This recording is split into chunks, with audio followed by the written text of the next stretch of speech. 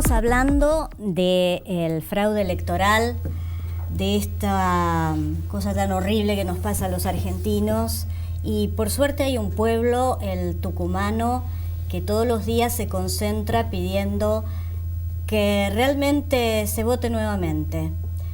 Ahora, tanto Massa como Macri se han unido, están pidiéndole a otras fuerzas políticas que fiscalicen nuevamente, pero ¿qué tendría que suceder? ¿Qué es lo que tendría que pasar según tu opinión, Hernán? No, por lo pronto, frente a lo que vivimos en Tucumán, es que la sociedad responda y la mejor respuesta es la participación. Se tienen que sumar los ciudadanos de todas las provincias, de todas las ciudades del país, a fiscalizar. Fiscalizar la boleta de su partido, y si no tienen partido o identificación partidaria, a fiscalizar todas las boletas. Hay organizaciones no gubernamentales, está la Red Fiscal y demás. Los propios partidos, la Coalición Cívica, la Unión Cívica Radical, el PRO, que se sumen allí, que pongan sus datos y que puedan fiscalizar la escuela donde votan. Ya eso es un gran aporte. No pueden estar todo el día, que estén a la mañana temprano y se vayan al mediodía. Si no pueden estar a la mañana temprano, que vayan a la tarde. Lo importante es la participación ciudadana. Hay que controlar. Frente a un aparato tan fuerte como es el aparato estatal y con una vocación voraz para sostener el poder, hay que dar una respuesta desde todos los lugares. De la justicia, y se está haciendo, desde la política se están tratando o intentando tratar determinados proyectos, y la ciudadanía se tiene que organizar participando. Me parece que esa es una buena respuesta en el corto plazo, teniendo en cuenta que ahora el 23 o 27, no sé, tenemos las elecciones, ¿no? Tenemos las elecciones, pero hubo fiscalización, hubo una movida muy grande, se vio en las redes, llamamientos de unos hacia otros. ¿Qué pasó? Lo que ocurre es que es difícil organizarse. Entonces, los partidos tradicionales, el radicalismo, el peronismo, estaban organizados durante muchos años. Pero ahora ya no tanto, el radicalismo, y desde ya no los partidos nuevos. Y organizarse en todo el país es súper complicado. Entonces, ahora además es una coalición. Y por suerte creo que hay un dato muy bueno que han dicho que junto con Massa también van a fiscalizar en conjunto. Me parece que es muy interesante. Pero hay que considerar que se necesitan 200.000 personas. Entonces es organizar a 200.000 personas y enfrente tenés un ejército muy bien organizado. Entonces no te alcanza con que vaya una persona y crea que va a fiscalizar. Tiene que hacerle el curso, y yo los invito a que vayan a los cursos a prepararse como fiscales, porque hay que conocer las 17 formas en que te pueden hacer fraude. Claro. Y conocerlas bien y tener autoridad e ir en equipo a cada escuela, no sentirse solo, porque un fiscal solo no va a tener suficiente fuerza moral para enfrentarse a todo el sistema, porque el otro es un sistema muy bien organizado. Cuando hablamos de sistema organizado, hablamos de aparatos. Hablamos de aparatos. Aparatos de gente como Gildo Insfranc, que hace desde 1987 que está en el poder. Primero como vicepresidente, después fue vicegobernador, perdón, después fue gobernador. Desde el 95 gobernador. Exacto. Y desde el 95 gobierna. O sea, es una concentración de poder impresionante. Sí, y tiene muchísima cancha y se divierten. Y yo a veces voy a fiscalizar en la escuela 95 en González Catán. Y te dicen, flaco, tenés que cambiar de partido, venite con nosotros, ganás seguro. Y después te dicen algunas mesas que ya están amañadas y saben cuál es el resultado antes de empezar la elección. Entonces, hay muchos esquemas que es evidente que están organizados, que no es un tema de irregularidades electorales circunstanciales. Cuando hay robo sistemático de boletas, nosotros recibimos denuncias del 15% de las mesas. Eso ya es una cosa sistemática, no es que una persona se llevó boletas. Pero se veía venir porque grandes dirigentes en la provincia de Buenos Aires, de distintos partidos políticos, personalmente estuvieron fiscalizando mesas. Esto se veía venir. A ver, que iba a ser muy grande. Es que no es ninguna novedad, de vuelta, claro. Lo decíamos antes, digamos, ocurre hace muchísimo tiempo. Lo de Tucumán ojalá sea algo para despertar. En Tucumán había más de 25.000 candidatos.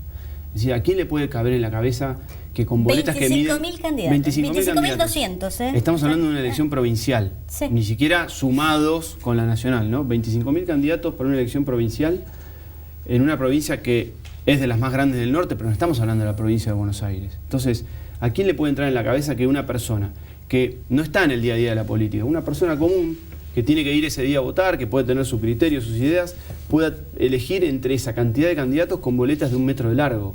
Digamos, claramente acá hay un sistema que está pergeniado para hacer el fraude. Yo voto en provincia de Buenos Aires, en una escuelita rural muy pequeña. Nunca en mi vida hice cola, porque imagínense que llego, está ¿Votaste inundado? Sí, claro, por supuesto. Está a 1 kilómetro del río Salado. Está el gendarme, está algún paisano haciendo un asado. La verdad que es un ambiente familiar, muy tranquilo, donde en ese punto difícilmente uno pueda creer que hay fraude. Bueno, este año fui a votar. Mi tío falleció en el año 93. Y como tiene mi mismo apellido, me fijé, estaba mi tío. Entonces, en el año 93, ¿podemos creer que durante 22 años y con diferentes gobiernos sigue el mismo error vigente y nadie lo depuró? Te estoy hablando de una escuelita así donde nos conocemos todos. Las mismas autoridades me decían, mirá, está Dario, que era mi tío. Le decíamos Dario.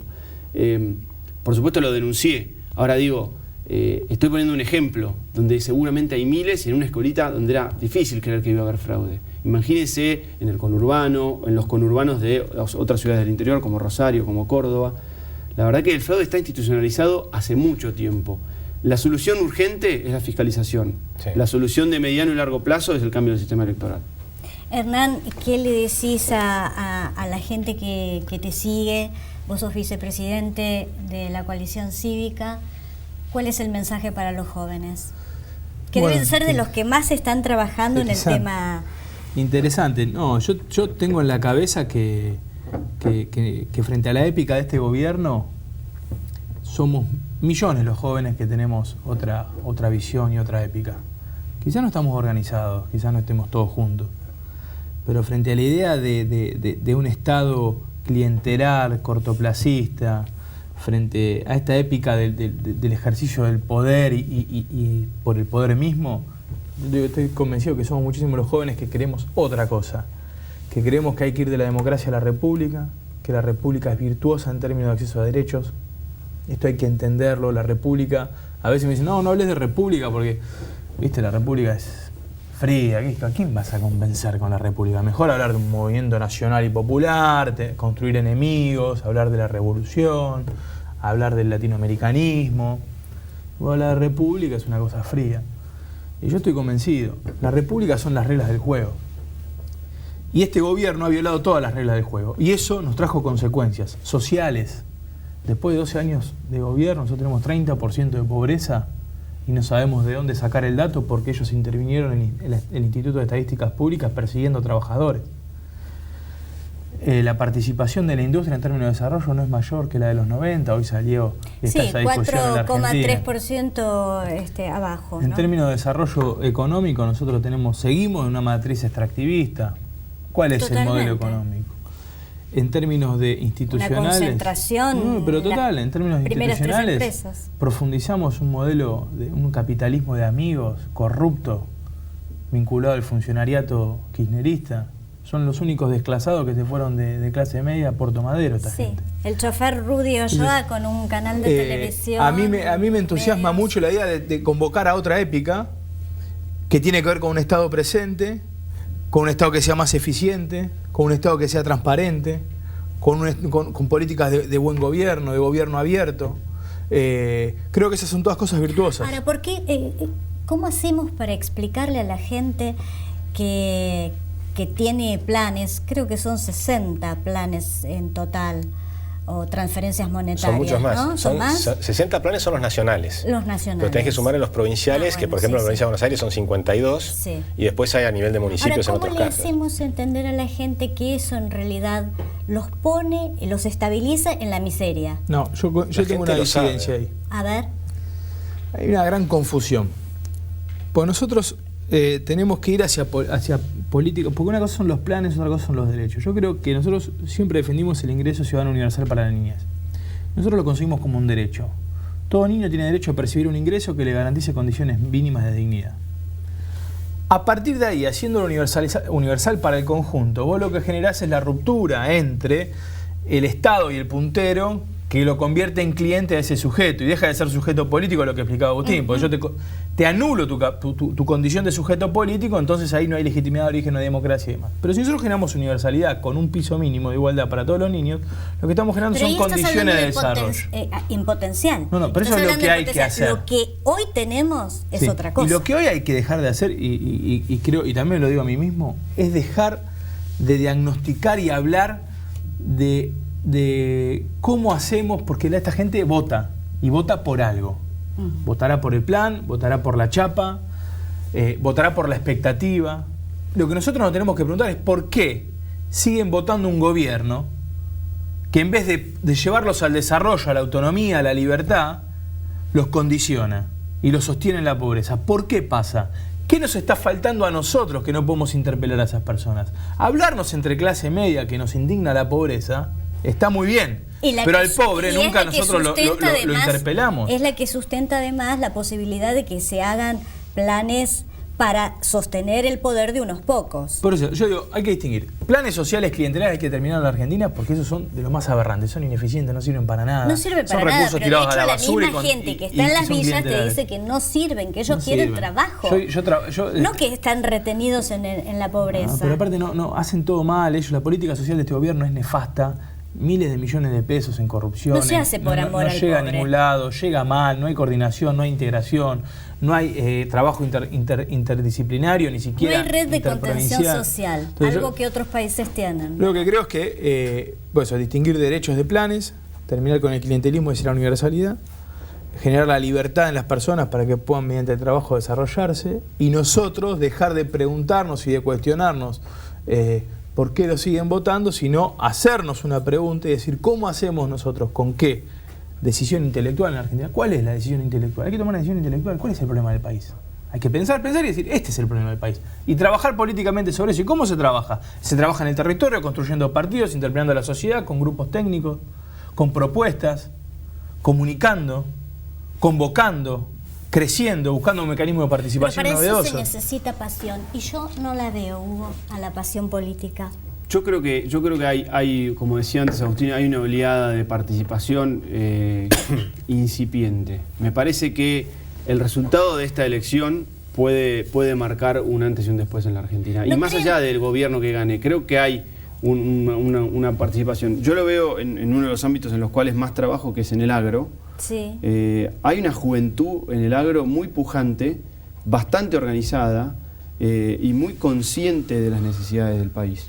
Y estoy hablando de familias que viven en el interior de verdad, que viven en el campo de verdad, y de todo tamaño de productor. No estoy hablando solamente de los grandes, sino que estoy hablando de pequeños productores que están en todo el país, muy organizados, muy intercomunicados entre sí, a pesar de las distancias y las dificultades en la comunicación, y entusiasmados. Yo creo que van a estar entusiasmados si han perdido 2 millones de hectáreas de siembra? Sí, y algo más también. Yo creo que hay una esperanza, y hay lugares todavía y reservorios, como decía Hernán, pujantes, de gente inteligente y con buena madera, ¿no? Con ganas de ir para adelante. Yo lo que veo, no me atrevo a hacer una crítica, pero sí a destacar esto, que siento que la gente está más desarrollada cívicamente que muchos de los políticos argentinos. Como que los políticos argentinos están 2 pasos detrás de la gente. Y creo que Tucumán lo muestra claro. Sí, yo creo en algunos casos. Yo también creo que en porque depende tanto por ejemplo, nosotros convocamos una marcha para apoyar a Tucumán en la ciudad de Buenos Aires, y en la Plaza de Mayo éramos 500 personas. Y yo me preguntaba, ¿dónde están los demás? Porque en Facebook y Twitter parecía que la gente iba a venir y después no vinieron. Entonces es relativo, porque la gente se cansa. En Argentina hace falta mucha educación cívica. Lo que hay es mucha educación. Muchas frustraciones, Agustín. Por supuesto. Mucha gente llenó las plazas. Igual yo soy optimista porque, te digo, yo en los últimos 10 años tuve más o menos 3.500 reuniones en todo el país. Y mi sensación es que los argentinos tienen claro lo que quieren. Quieren seguridad, trabajo. Vos vas a lugares muy pobres, la gente tiene clarísimo quién es el vago que vive de planes y quiénes son los que quieren trabajar. Y mucha gente dice, yo quiero un trabajo. Pues cuando el Estado te alimenta a tus hijos, ¿qué es lo que perdés? La dignidad. La dignidad es cuando vos trabajás y alimentás a tus hijos. Esa es la realidad. En Argentina, en la mayor parte de los países que funcionan bien, hay que entender que lo que funciona es la iniciativa privada. Lo que funciona es eso. El Estado, es imposible que el Estado crezca si arruinás al sector privado.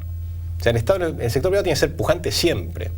Y esto es una vieja filosofía que viene desde Confucio, Lao Tse, hasta Alberdi. Te dice, es preferible cobrar en impuestos muchos pocos que pocos muchos. Si les cobras demasiados impuestos, no funciona el esquema. Vos tenés que tener una cantidad de sector privado pujante. Al campo argentino lo han saqueado. Le han sacado el 90% de la renta. Le han sacado 200.000 millones de dólares en 12 años. Han tirado ese dinero, porque lo han distribuido regalándolo, ¿no? ¿Y qué ha quedado? Nada. Porque no es que tenés mejores hospitales, mejores rutas, mejor seguridad, mejor educación, nada. Han regalado ese dinero y han acostumbrado a la gente a vivir de lo que producen otros. Y eso vivir de que producen otros es muy grave, y va a ser muy difícil volver atrás. Yo soy muy optimista porque creo que lo vamos a hacer, pero hay que empezar y vamos a hacerlo porque Argentina va a ir hacia una crisis. Es imposible mantener el sistema actual. Hoy hay 21... Sí, no es sustentable. Hoy hay 21,6 millones de personas que reciben un cheque del Estado todos los meses. Y hay 7,5 millones de personas en el sector privado formal. De los jubilados. Por supuesto. Sí, sí. Pues los jubilados los pasaron de 4 millones y medio a 9 millones. Claro, hay que ver qué es jubilados, porque hay muchos jubilados que no hicieron aportes. Claro. Que no hicieron aportes. Entonces, ¿eso cómo se llama? No, eso es correcto. Yo diciendo ahí con Agustín. Me gusta, quiero ver eso, y está bueno. Me parece que yo del kirchnerismo soy muy crítico, pero acá lo que se está hablando es de un modelo, me parece, un modelo de Estado. Y yo creo, coincido en la idea de la inversión y de incentivar al sector privado, y me parece que eso es lo que no se ha hecho. Creo que esta ha sido una década desperdiciada, robada. Porque como bien él explicó... Vos dijiste relatada en una de las revistas.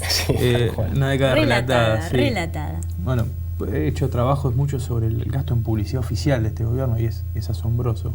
Ahora tenemos que pagar 5 millones a Rudy Ochoa. Ah, claro, sí. Yo creo que vamos a estar en 25.000 millones de pesos en toda la década en propaganda, nada más. Lo que quiero decir es, este Estado, este gobierno, ha entendido el Estado como una extensión de su brazo político, de su partido de gobierno, y ha dilapidado los recursos. Por eso todos estos recursos que se han recaudado con el precio de la soja no han ido en infraestructura, no han ido en desarrollo de vivienda. Los planes federales están inconclusos. Todos. Hablan de soluciones habitacionales y no las hicieron. ¿Por qué? Porque hay una visión muy cortoplacista, que ahí si querés tiene que ver con este populismo, que es la idea del consumo, pan para hoy, abre para mañana, inflación, alta presión tributaria. Ahora, la pregunta es, ¿esto significa que el Estado no tiene un rol dentro de la sociedad? Yo digo, no. El Estado tiene otro rol. Tampoco digo que no tiene un rol. El Estado tiene otro rol. ¿Cuál es el rol del Estado? El rol del Estado me parece que es, a diferencia de lo que este gobierno plantea, que es poner una pata encima a los pobres y administrar su pobreza, yo creo que el Estado tiene que estar atrás, emancipando a las personas que tengan condiciones lamentables, a los niños, por ejemplo, que azarosamente nacen en un lugar en condiciones indignas. Entonces el Estado tiene que estar atrás garantizando su piso de igualdad para el desarrollo. Y a los otros, a los sectores productivos, los sectores medios, generando todos los incentivos económicos para la inversión, para el trabajo y el desarrollo. Me parece que el kirchnerismo también lo que ha hecho es destruido las palabras. El costo del relato es económico, pero han destruido las palabras. Totalmente. Hoy los tipos dicen algo y te salís espantado, ¿viste? Dicen, no, Estado, y te querés morir porque te imaginás a esta gente, ¿no? Inversión pública, decís, esto es choreo, obra pública, sobreprecio. Bueno, hay que recuperar las palabras. Sí, es toda una tarea. Derechos humanos, vos fíjate, ellos hablan de derechos humanos. Derechos humanos, hay que reivindicar la lucha por los derechos humanos de los 70. Por supuesto. Ahora, ¿qué pasa con los derechos humanos de hoy? ¿Y quiénes estuvieron además ¿Qué pasa con los derechos humanos de hoy? ¿Por qué no recuperar la palabra derechos humanos para discutir hoy qué pasa en Argentina con los derechos humanos que están violándose día a día? Pero además me parece que hay que tener una idea clara de algunos principios de racionalidad básicos, porque yo estoy de acuerdo con el 99% de lo que dice Hernán, y esa es la base, donde estamos de acuerdo en la República. Exacto. Después podemos debatir algunos temas. Herramientas, quizás. Alguna cosa. Pero yo no tengo ningún problema en debatir eso, porque eso es un país civilizado. Está claro. Y no nos vamos a pelear nunca. Vamos a estar, a veces, diciendo cosas diferentes, pero sin pelearnos. Cuando hace una lógica de amigo-enemigo, se destruye el sistema. Argentina, nosotros tenemos un índice de calidad institucional. En 20 años cayó 96 puestos. En los últimos 10 años cayó 56 puestos. No hay ningún país en el mundo que ha caído tanto en calidad institucional como Argentina. Ese es el debate fundamental. Después podemos entrar a debatir otros temas menores. Pero la clave es esa. Y la solución, a mi juicio, empieza por la justicia. La justicia tiene que ser una justicia independiente. Nosotros hicimos unas propuestas, en realidad son 122 propuestas para mejorar la justicia. Y creo que tiene que ser un tema de todos los partidos. Sí, claro. Tal vez haya algunos que estén en contra, pero tiene que ser un tema de mancomunado. Hay que recuperar un Consejo de la Magistratura independiente, por favor, que sea el que elija y remueva a los jueces. Porque hay muchos jueces que todos sabemos quiénes son, algunos, no todos, pero hay 2 o 3 que nos podríamos poner de acuerdo en 5 minutos, que no debieran estar en la justicia, y hay que removerlos. Pero si llenamos de senadores del kirchnerismo nuevamente el Congreso Nacional, bueno, lamentablemente los jueces los van a elegir ellos. Ese dato te quería dar. Se viene algo cortito, se viene algo interesante para quien sea el presidente en el 2016, y es que nuestra Corte, que debiera tener 5 miembros, hoy tiene 4. Uno de esos 4 es el doctor Fait, que es una persona mayor que por el momento se encuentra aparentemente en perfecto estado de salud, pero es lógico y razonable suponer que quizás durante los próximos 4 años, él deje su puesto. Eso quiere decir que casi con seguridad el nuevo presidente va a tener un escenario donde al menos va a tener que nombrar 2 jueces de la Corte Suprema, que sobre 5 es mucho. En ese escenario es muy importante cómo jugar al Senado, lo que vos acabas de decir. Tengamos en cuenta lo siguiente: si se repitieran los números de las PASO en octubre, que es la que define los legisladores, porque si hubiera balotaje, después eventualmente eso solo para el cargo de presidente, ¿no? Y vice. Si se repitieran los números de las PASO, el kirchnerismo, el oficialismo, después podrá haber alianzas, cambios de bando, pero a priori mantendría el control del Senado, porque lo que está poniendo en juego es la elección de hace 6 años en el Senado, la del 2009, en la cual le fue mal, aquella famosa en la cual Néstor Kirchner pierde contra de Narváez. Entonces, al poner en juego una mala elección, aún con estos números de las PASO que no fueron buenos para ellos, están manteniendo, hasta incluso mejorando un poquito. En diputados es diferente porque están poniendo en juego el 54% de Cristina. Entonces, ese escenario va a ser muy importante. Probablemente, como mínimo, el presidente va a tener que nombrar a 2 jueces de la Corte con un Senado a priori con mayoría kirchnerista.